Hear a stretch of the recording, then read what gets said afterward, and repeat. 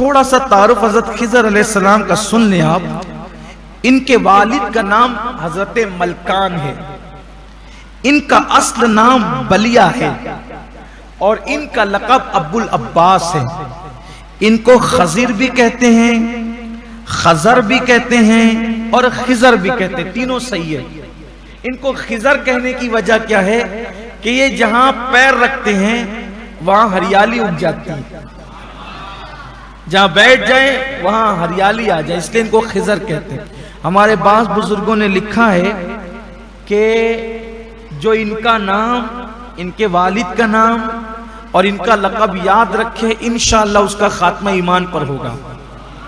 نام بلیا اور ان کا لقب ابو العباس، یعنی ان کی کنیت ابو العباس، اور ان کے والد کا نام ملکان.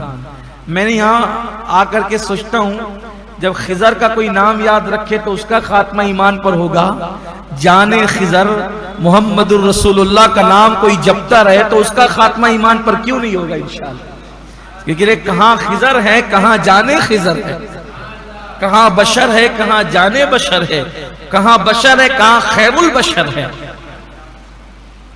تو یہ خضر علیہ السلام جو ہیں ان کے بارے میں بڑا اختلاف ہے. کوئی کہتا ہے نبی ہے، کوئی کہتا ہے ولی ہے.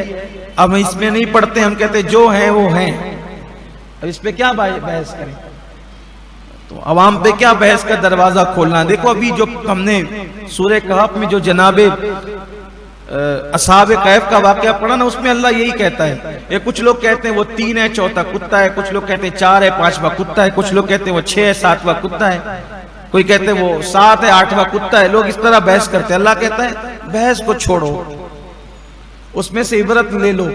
جو بھی ہے ان کی تعداد لوگ ظن تخمین اور اپنی اپنی مرضی سے بولتے ہیں، اس کا علم اللہ کے پاس. کوئی کہتا ہے اتنے سال سوئے اتنے سال سوئے، اللہ کہتا ہے اللہ کے پاس اس کا علم ہے. تو زیادہ بحث میں نہیں پڑھنے کا، واقعات سے عبرت لینے کا. بس ہمیں کیا پتا اور ہمیں اس سے کیا کرنا. ہم تو سب نبیوں پر ایمان لائے. تحقیق کا کام علماء کا کام ہے، عوام کا کام ہے عبرت لے. زیادہ جو وہ ڈیپ میں نہ گھسیں کہ آپ خود ہی جنبل میں پڑ جائیں، مسائل میں گھر جائیں. ایسا نہیں. اللہ نے علم دیا جن کو وہ تحقیق کرتے باتیں کرتے ہیں. لیکن زیادہ تر بزرگان دین یہی کہتے ہیں، ان کے بارے میں جلالین کے اندر یہ بات موجود ہے. اکثر علماء کا قول یہی ہے کہ آپ اللہ کے ولی ہیں. زیادہ تر میں نے جلالین سے پڑھ دیا. اب آپ کا ذوق جس کو قبول کرے آپ کرے، لیکن بحث کا دروازہ میں نہیں کھولنا، اس کا خیال رکھنا. یہ زندہ ہے، ابھی بھی زندہ ہے. خضر ابھی بھی زندہ ہے. یہ سکندر ذوالقرنین کے خالہ زاد بھائی ہیں. آگے ابھی کل ان کا ذکر آ جائے گا، سکندر ذوالقرنین کا. سورہ کہف کا اینڈ اسی پر ہو رہا ہے. تو ان دونوں کو چاہیے تھا آب حیات. آب حیات کوئی کہانی قصہ ہوائی قصہ نہیں، یہ حقیقت ہے. آب حیات، انہوں نے آب حیات پیا ہے.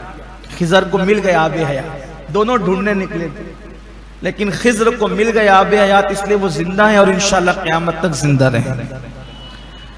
ابھی بھی یہ زندہ ہیں اور سال میں 1 مرتبہ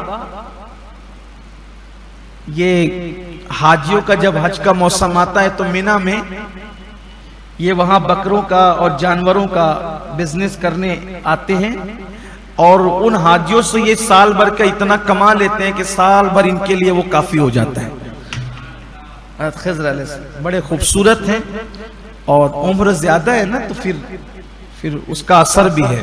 لیکن اکثر یہ دریاؤں کے آس پاس ہوتے ہیں، سمندروں کے آس پاس. کئی بزرگوں سے اور اللہ والوں سے ان کی ملاقات ہوتی رہتی ہے. ابھی بھی یہ ملتے ہیں، لوگوں کو ملاقات کرتے ہیں. میرا ایک دوست تھا، حج کو جا رہا تھا.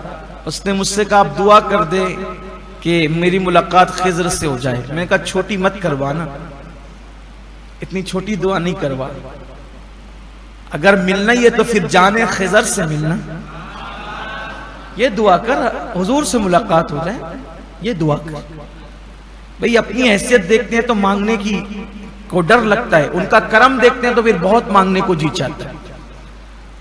میں نے کہا خضر علیہ السلام سے کیوں ملنا چاہتا ہے؟ جانے جہاں سے خضر کو ملا ہے وہاں جا، یہ بات کیا کرو۔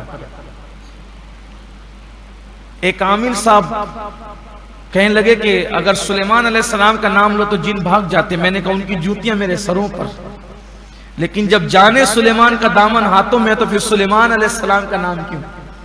ہم ان پر ایمان بھی لائے ہیں، ان کا احترام بھی کرتے ہیں، ان کا اکرام بھی کرتے ہیں، لیکن جب جانے سلیمان ہمارے پاس ہے تو پھر بات اتنی بڑی ہونی چاہیے۔ میں آپ کو صرف یہی کہنا چاہتا ہوں، سب بزرگوں کی، نبیوں کی، ولیوں کی، سب کی اہمیت سر آنکھوں پر، لیکن کسی کا احسان کیوں اٹھائیں، کسی کو حالات کیوں بتائیں؟ تم ہی سے مانگیں گے، تم ہی دو گے، تمہارے در سے ہی لو لگیں گے۔ مزاج بڑا رکھو، بڑے آقا کے غلام ہو، مزاج بڑا رکھو، بڑی بارگاہ سے وابستہ رہو۔ معاذ اللہ اس کا یہ مطلب نہیں کہ دوسروں کا بائیکاٹ کی بات کرنا، استغفر اللہ۔ ہمارا تو ایمان ہے نا، آمنت باللہ و ملائکتہ و کتبہ و رسلہ، ہم لوگ فرق نہیں کرتے نا۔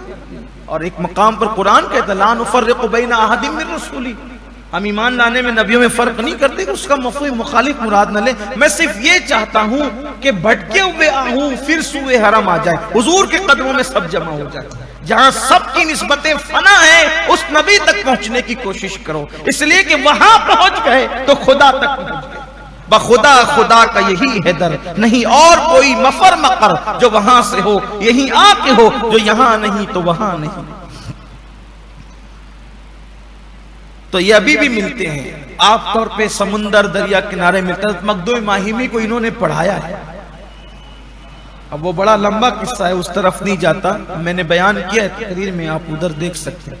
مخدوم ماہمی کو پڑھایا، بہت سے بزرگوں کو پڑھا، اور ہمارے مرشدوں میں ہوتے ہیں سیدنا مخدوم اشرف جہانگیر سمنانی رضی اللہ تعالی، ان کو بھی انہوں نے پڑھایا ہے اور کچھ وظائف عطا کی، بچپنے میں ملاقات کی، کئی بار ملاقات کی۔ ایک بزرگ اور ہوتے ہیں حضرت شیخ عبد الرحمن ردولوی رحمت اللہ علیہ، وہ فرماتے ہیں کہ جب بھی مجھے خضر علیہ السلام کی زیارت کا شوق ہوتا، میں مخدوم سمنا کی چوکھٹ پہ چلا جاتا، مجھے وہاں زیارت ہو جاتی۔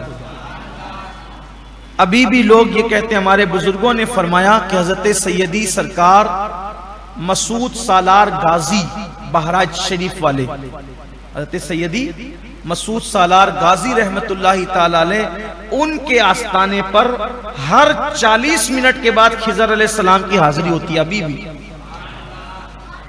اس لیے جب کوئی وہاں جا کے فاتحہ پڑھا کرے تو کم سے کم 1 گھنٹہ بیٹھا کرے، تاکہ ہر 40 منٹ کے بعد وہ آتے ہیں تو ان کی موجودگی میں آپ کی فاتحہ ہو جائے۔ بڑا آستان ہے، غریب نواز سے پہلے کے بزرگ حضرت سیدی سالار مسعود غازی رحمت اللہ علیہ بہرائچ شریف، بڑا آستان ہے۔ تقریباً کم و بیش 14 سال کی عمر میں آپ کی شہادت ہوئی، شہید ہوئے 14 سال کی عمر میں آپ، بڑے بزرگ ہیں۔ ان کی زندگی انشاءاللہ کبھی بیان ہوگی، وقت ہمارے پاس نازک ہے، مختصر ہے، لیکن یہ بتانا چاہتا ہوں کہ ابھی بھی ملتے ہیں۔